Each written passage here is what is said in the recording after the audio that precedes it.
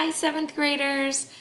Miss Bailey here. I'm going to help walk you through the latest ELA assignment, Chapter 13, for a long walk to water. So I'm going to start off again at the beginning where I'm going to start off at the Google homepage, and I'm going to sign in.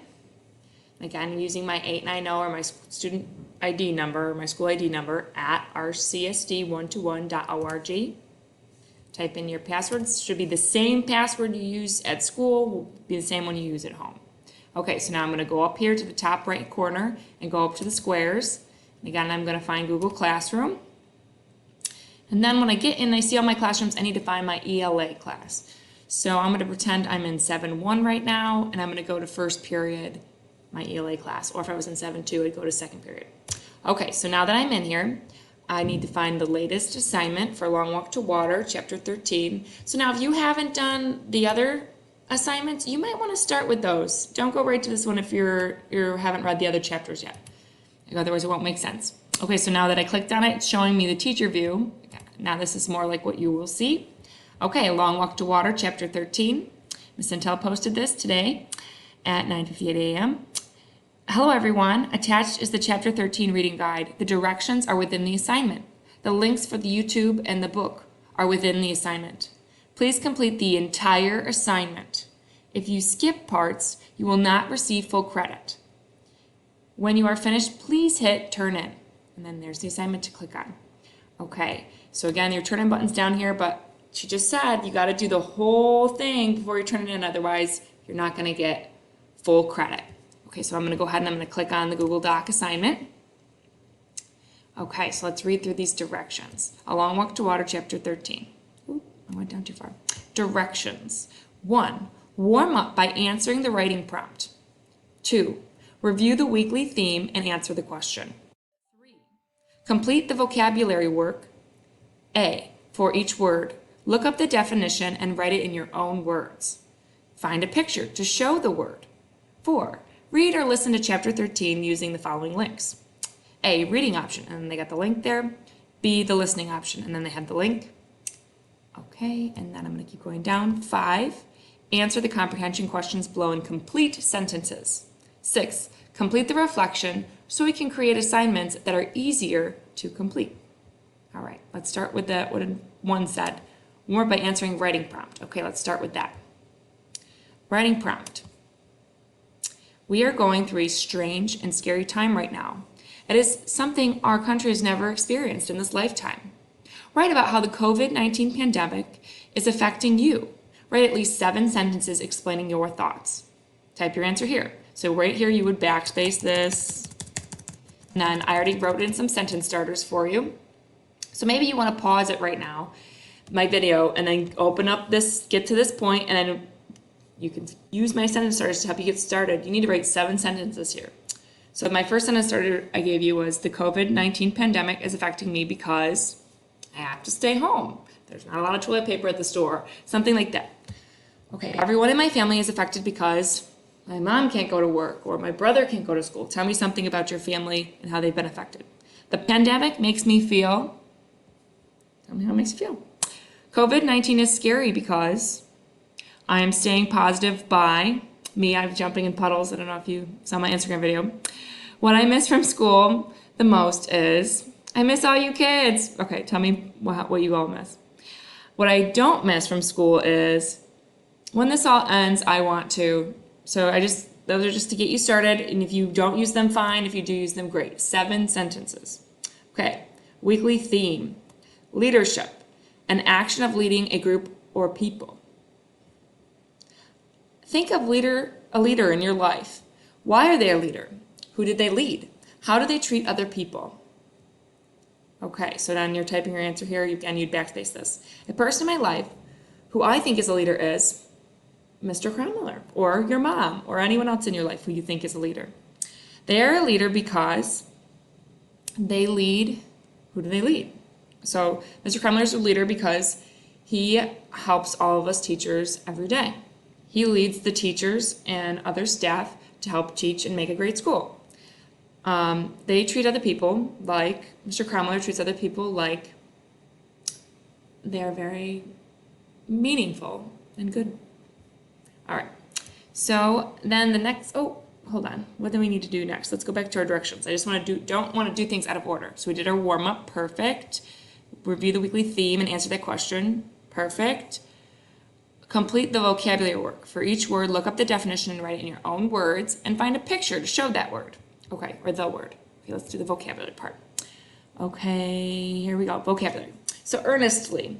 So I already started looking this one up, but I'll show you the quick way. I take and I put my mouse over earnestly, and I take 2 fingers and I put on my mouse pad and I click, or you want to do a right click, so you're or a right click on it, so then you get all this stuff, and then it comes up here. It says explore and define.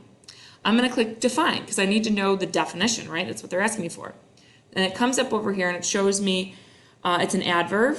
It means with sincere and intense conviction. Seriously, they earnestly hope to come back in the summer.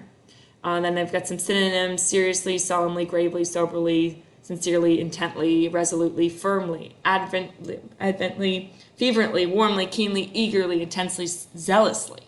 Okay, so I thought about how I internalize what that means. It's when you do something. If I'm doing something earnestly, I'm doing something I'm doing it seriously, and I'm doing it quickly.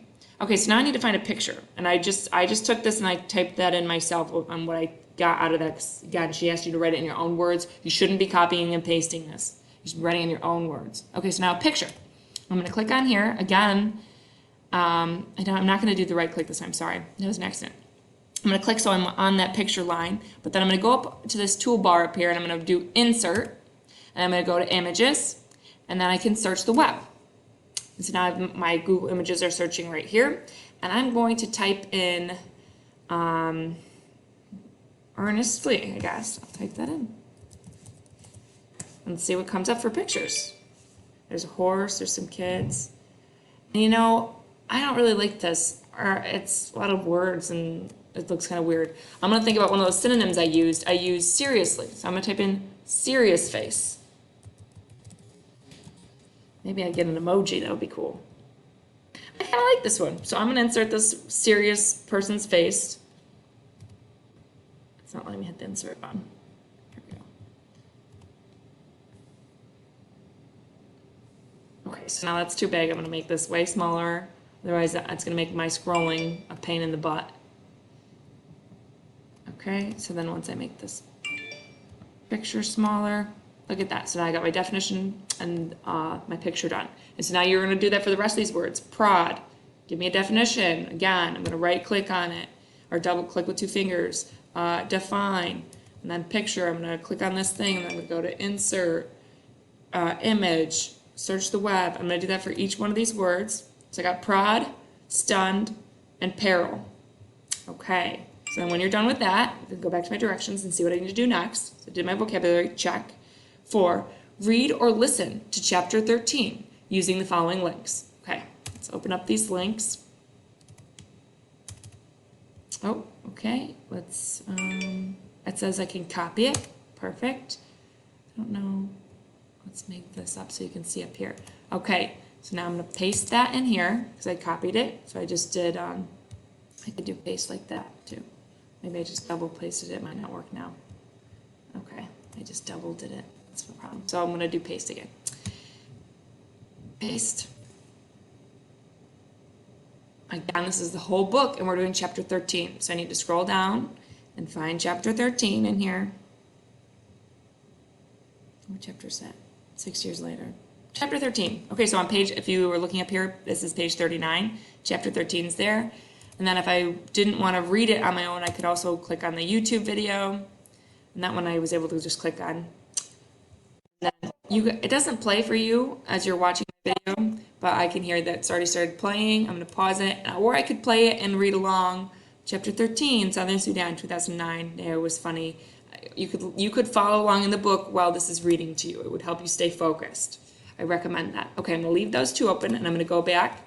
And now I'm going to work on Step 5, answer the comprehension questions below and complete sentences. Okay, scrolling down, looking for my comprehension questions. Oh, here they are. Comprehension questions. Naya, what things make this drilling so difficult? What keeps people going in times of adversity? There are 2 questions here you need to answer. Okay, and you're gonna backspace the type here, but I gave you some sentence starters. What makes drilling so difficult is what keeps people going in times of adversity or tough times of things working against you is,